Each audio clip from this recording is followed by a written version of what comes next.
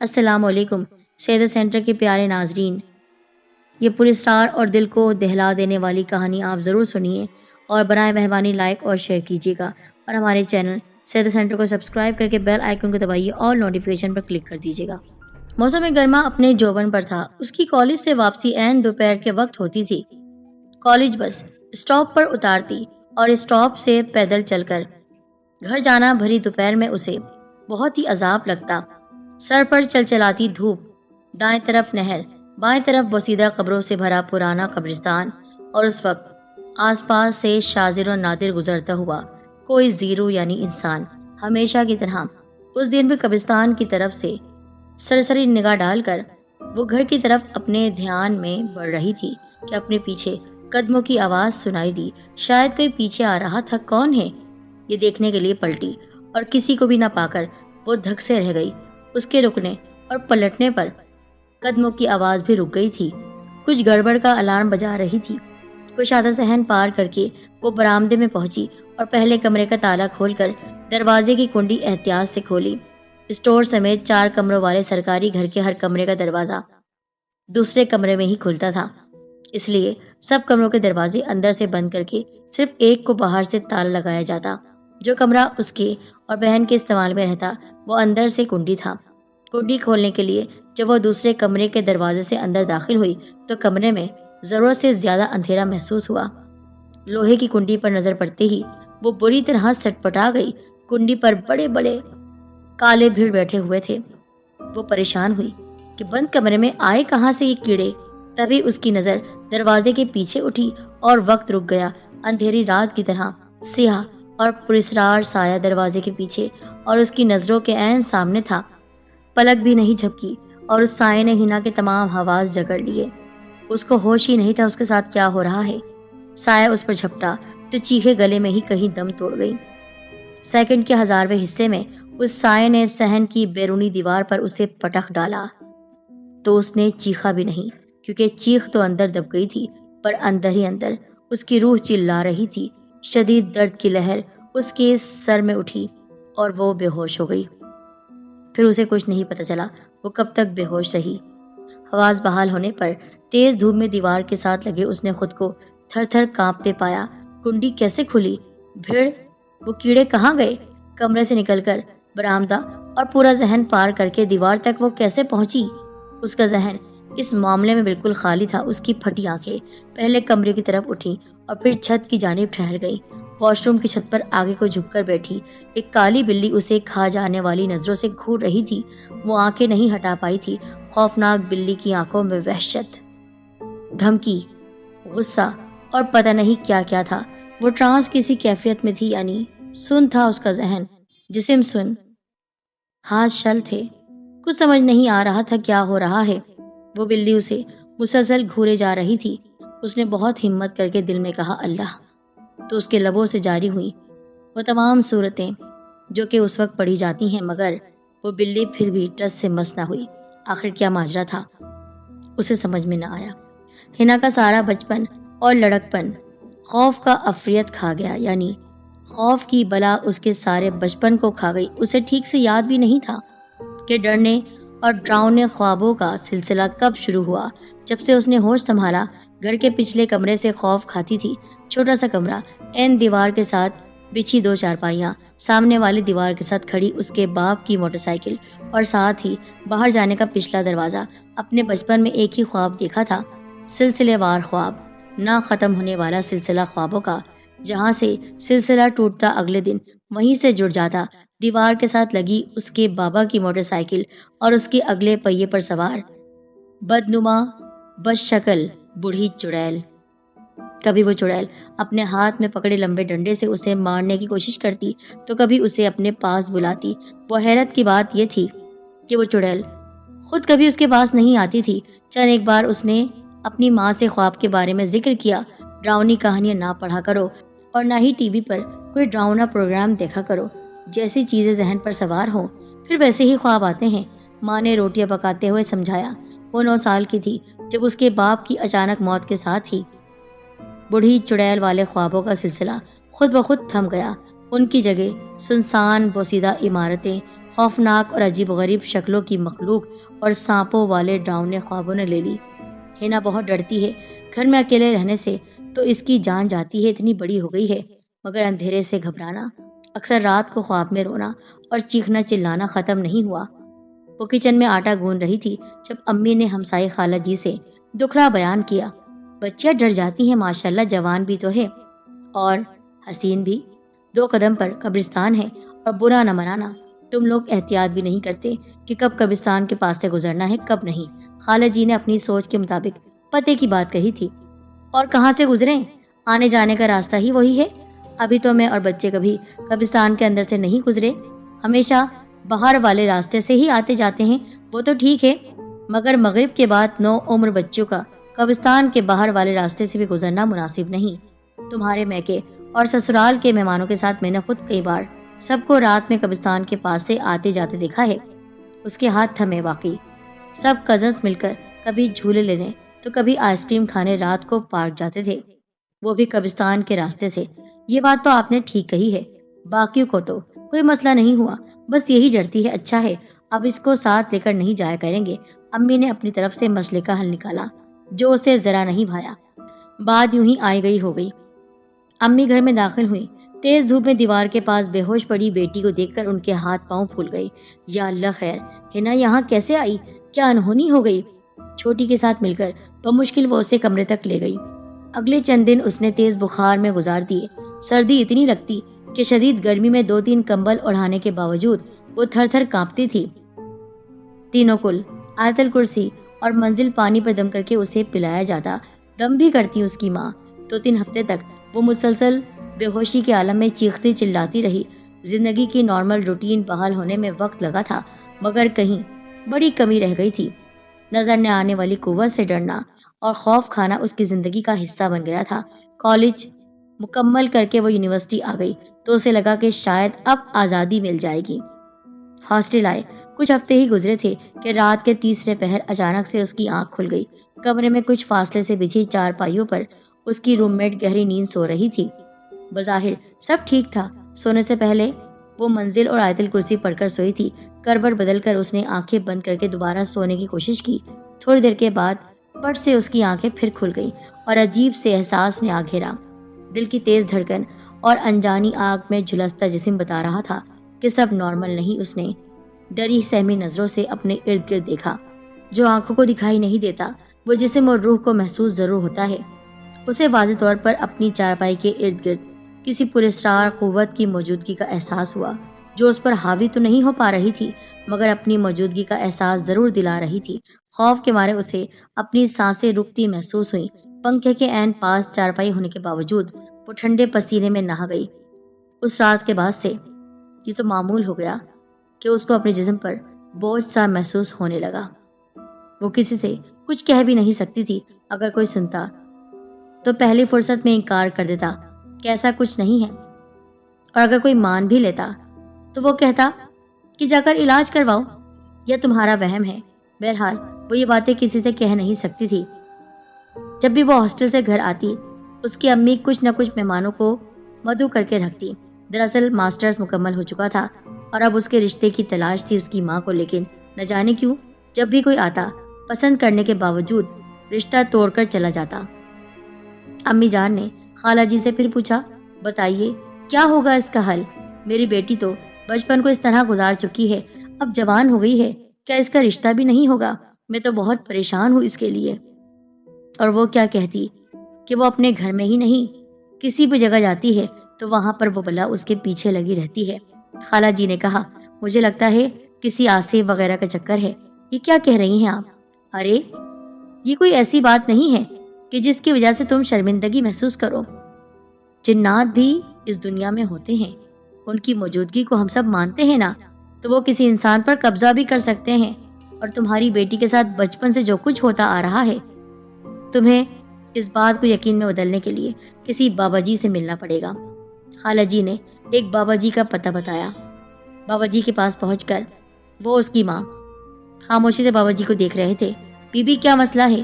یہ میری بیٹی ہے، اس کے رشتے کی وجہ سے پریشان ہوں۔ ماں نے رشتے کی بات ضرور بتائی لیکن بچپن سے اس کے ساتھ جو ہوتا آ رہا ہے وہ بات نہیں بتائی، کیونکہ اس کی ماں जिन्नात पर यकीन रखती ही नहीं थी। अपना और इसका नाम बताओ। हिना बिनते सायमा बीबी। उन्होंने कागज पर नाम लिखने के बाद कुछ आदात लिखे और गहरी सोच में डूब गए। बीबी, आपके घर में हवाई चीज है, एक जिनजादी रहती है, बच्ची पर उसी का असर है। ऐसा इसके साथ बचपन से है। समझ लें कि रिहाइश और असरात की वजह से रिश्ते में रुकावट आती है। उनकी सर्द और ठंडी आवाज कानों में पड़ी और उसका रंग उड़ गया। कुछ था घर में, इसका अंदाजा तो उसे बखूबी था, मगर इन अल्फाजों को सुनकर वो तो पथरा गई। नामहसूस तरीके से वो उनके छोटे छोटे सवालात के हाँ में जवाब देती गई। यूं महसूस हो रहा था जैसे उनके सामने स्क्रीन पर सब चल रहा हो। हम भी तो घर में रहते हैं, हमें तो कभी ऐसा डर खौफ महसूस नहीं हुआ जैसा इसको होता है, जैसी इसकी हालत होती है। मेरी दूसरी भी बेटी है, उसके साथ तो ऐसा कुछ नहीं हुआ। हर कोई निशाना नहीं होता, वो चीज उसी पर हावी होती है जिस पर वो हावी होना चाहती है। उन्होंने जवाब दिया और साथ ही उसे पास आने का इशारा किया। वो उनके पास आकर बैठ गई। वो सफेद कागज पर कुछ लकीरें खींच रहे थे। फिर उन्होंने उस पर तरतीबवार आदात लिखे और अच्छे से तय करके उसे थमा दिया।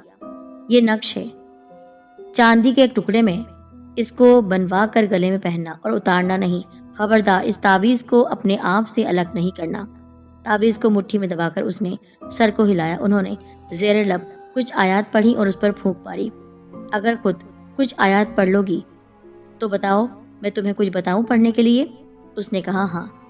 आयत पढ़कर पानी पर दम करना और घर के तमाम कोनों में छिड़क देना। वो जिनजादी दूर हो जाएगी। हवाई चीज है। 40 दिन की पढ़ाई भी देता हूँ। इंशाल्लाह अमल मुकम्मल होते ही बच्ची का अच्छा रिश्ता हो जाएगा। ठीक है बाबा जी, मैं पढ़ लूंगी, वो पुरएतमाद लहजे में बोली। उसने बाबा जी की हिदायत पर अमल किया। चंद एक दिन डरावने ख्वाब आए। खिड़कियां थरथराई। ऐसा लग रहा था उन्हें पकड़कर कोई बुरे तरीके से हिला रहा है। उसका बदन सुन्न हुआ। नींद में बोझ पड़ा। उसके सीने पर आकर कोई बैठ गया है। मगर फिर घर और जिंदगी में सुकून महसूस होने लगा। वजीफे करते हुए तीसरा हफ्ता था जब उसके लिए रिश्ता आया जो हर लिहाज से मुनासिब लगा। उन लोगों ने तो उसे पहली बार में ही पसंद कर लिया। हफ्ते 2 हफ्ते बाद चलती रही और बिलाखिर तय होने के करीब पहुंच गई। जिंदगी में पहली बार वो इतनी खुश थी, यूं लग रहा था कि सब ठीक हो चुका है। खुशियां दहलीज पर झोली फैलाई खड़ी थी। शाम से पहले किचन में खड़ी वो मगन अंदाज में खाना बना रही थी कि खिड़की के शीशे के एकदम खड़कने पर दबक गई। थोड़ी देर गुजरी तो उसे अपना जिस्म ठंडा पड़ता महसूस हुआ। ये कैफियत उसके लिए नई नहीं थी। वो पलटी। अपने से कुछ फासले पर बरामदे में उसे वही हैबतनाक स्याह साया दिखाई दिया। वो किसी औरत का साया था, क्योंकि लंबे लंबे बाल थे और सिर्फ काली आंखें नजर आ रही थी। वो चीखना चाहती थी मगर हमेशा की तरह चीख नहीं पाई। हलक में ही आवाज अटक गई। सिर्फ एक लम्हे की बात थी और उसके जहन में न जाने कितने दर खुलते चले गए। डूबते दिल और कांपती टांगों के साथ वो जमीन पर गिर गई। उसी शाम लड़के वालों की तरफ से उन्हें माजरत वसूल हुई। वो लोग अब खानदान से बाहर रिश्ता करने को हरगिज तैयार न थे। उसकी मुश्किलात में जहाँ इजाफा हुआ, वहीं डरावने और गलीज गंदे ख्वाबों का मुस्तकिल सिलसिला शुरू हो चुका था। दिन, हफ्ते, महीने और साल की सूरत में वक्त उसकी मुट्ठी से रेत की मानिंद फिसलता चला गया। बालों में चांदी आ गई। वो लोग रिश्ते वालों को भुगता और खिला पिलाकर थक गए थे। मेहमान घर आते, उसे पसंद करते, खुशी खुशी रुखसत लेते और फिर यूं खामोश होते कि अब नहीं, इसे रिश्ता ही नहीं करना है। न जाने क्यों उसे देखकर सब पसंद करके जाते थे कि कभी इनकार नहीं होगा, लेकिन घर जाते ही इनकार कर देते। हर बार उसकी आस टूटती और साथ उसे भी तोड़ डालती। रंग और रूप उजड़ने लगा। यूं लगता जैसे हिना को कुछ अंदर ही अंदर खाए जा रहा था। बेशुमार रातें उसने खौफ और दहशत के जेर असर जागते हुए गुजारी। वो डरती थी कि गहरी नींद में जाने पर बदन सुन पड़ेगा और सुबह होने पर उसे जिस्म पर नील और खराशों के निशानात बहुत तकलीफ देते थे। वो औरत थी या मर्द, ये तो वो पहचान नहीं सकी थी। लंबे बाल देखे थे और बाबा जी ने कहा था कि वो औरत है, लेकिन उसे लगता था कि जिस तरह वो उसे तकलीफ पहुंचाती है, वो औरत और मर्द दोनों ही हैं। मिलने जुलने वालों में जो भी किसी अल्लाह वाले या अल्लाह वाली का पता बताता, अम्मी हिना को लिए उसके पास पहुंच जाती। सबके पास एक ही जवाब था कि हवाई मखलूक के असरात हैं और इसे देने के लिए तावीज़ और वजीफे थे। कभी 40 रोज, कभी 3 माह के वजीफे करके वो थक चुकी थी, मगर कामयाबी पास आकर यकदम हाथ छुड़ाकर दूर भाग जाती। चमड़े में मुड़े, चांदी के कवर में लिपटे, हरे और सफेद कपड़े में लिपटे हुए कई नक्श उसके पास जमा हो चुके थे। पानी पर आयात पढ़कर सुबह शाम पूरे घर में छिड़काव करना एक अलहदा जिम्मेदारी थी। वो कोई भी पढ़ाई या वजीफा शुरू करती तो कभी गर्दन अकड़ जाती, तो कभी चीज जाहिर होकर उस पर झपट पड़ती। उसके कमरे की खिड़की पर पत्थर बरसते तो कभी कमरे के ऐन दरवाजे पर गोश्त का टुकड़ा गिरता और हिना की चीखें पूरे घर में गूंजती रहती। फिर वो ऐसी बीमार पड़ती कि वजीफा तो दूर की बात, रोजमर्रा के काम, नमाज, कुरान सब छोड़ देती। छोटी की तालीम भी मुकम्मल होने वाली थी, मगर हिना का रिश्ता अभी तक तय नहीं हो पाया था। कोई भी अमल करने पर उनकी मुश्किलात बढ़ती चली जाती। बेटी और घर के अजीबोगरीब मामलात की बदौलत उनका कहीं आना जाना न होने के बराबर हो गया था। अव्वल तो गैर लोगों से वो जिक्र नहीं करती थी, दूसरे अगर कभी कभार दुखड़े रो लेती तो ज्यादातर लोग यकीन न करते या रंग बिरंगे मशवरों से नवाजते, उल्टा बेटी का ही मजाक उड़ाते, जो उनके जख्मों पर नमक छिड़कने के बराबर था। उस रोज वो अम्मी के साथ जरूरी काम से बाजार आई। अम्मी को पास ही एक जानने वाली का घर नजर आया। दिल मुलाकात को मचलने लगा। बचपन की सहेली उन्हें देखते ही खिल उठी। बिस्मिल्लाह, कैसे रास्ता भूल गई, माशाल्लाह, बेटियां इतनी बड़ी हो गई। बस क्या करूं, बाजार आई हुई थी, तुम्हारा घर नजर आया तो दिल मचल गया तुमसे मिलने के लिए। और सुनाओ, क्या हाल है? अंदर दाखिल हो चुकी थी वो और उसकी अम्मी। सामने एक बुजुर्ग पर नजर पड़ी। घर में दाखिल होते ही जो बुजुर्ग पर नजर पड़ी तो अम्मी ने पूछा, ये कौन है? ये मेरे ससुर हैं। ओह, उन्होंने हिना के सर पर प्यार का एक शफकत भरा हाथ रखा तो यखलक हाथ वापस खींच लिया। उसे शर्मिंदगी ने आन घेरा। सकीना, बच्ची को लेकर मेरे कमरे में चलो। बेटी, तुम भी साथ आओ। अपनी बहू और उसकी अम्मी को देखते हुए उन्होंने कहा तो उसे अपने बदन में अजीब सा अकड़ाव महसूस हुआ। अम्मी, घर चले, मेरा दिल बहुत घबरा रहा है। कुछ नहीं होता, बाबा जी ने क्या बताना है, आओ पता तो चले। कमरे में दाखिल होते ही मखसूस किस्म की महक, पर्चियां, किताबें और दूसरी चीजें देखकर वो समझ गई थी कि बाबा जी दम दुरूद करते हैं, बहुत बड़े आमिल हैं। हिना को बमुश्किल खींचकर अम्मी ने बाबा जी के पास बिठाया। हिना न जाने कितने आमिलों से मिली, उन सब के वजीफों को उसने अपनाया भी, तावीज़ों को पहना भी, लेकिन ये पहले बाबा जी थे कि जिनसे उसे खौफ आ रहा था। बच्ची पर बहुत ही खतरनाक साया है, इसको देखते ही समझ गया था मैं।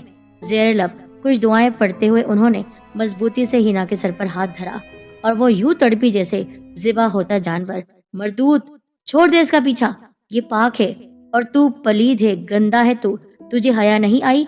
अल्लाह पाक और हजरत यूसुफ अलैहिस्सलाम का भी खौफ महसूस न हुआ तुझे? उनकी कड़कदार आवाज उसकी समातों में उतरी तो उसका जिस्म शदीद झटके खाने लगा। अम्मी और आंटी ने उसे बाहों के हल्के में बमुश्किल जकड़ा था। उसकी दिलखराश चीखों से पूरा घर गूंज रहा था। नहीं छोड़ूंगा, नहीं छोड़ूंगी इसे, ये मेरी है। मकरू भद्दी आवाज उन सब ने सुनी थी। वो जिन और कोई जिन्नी थी।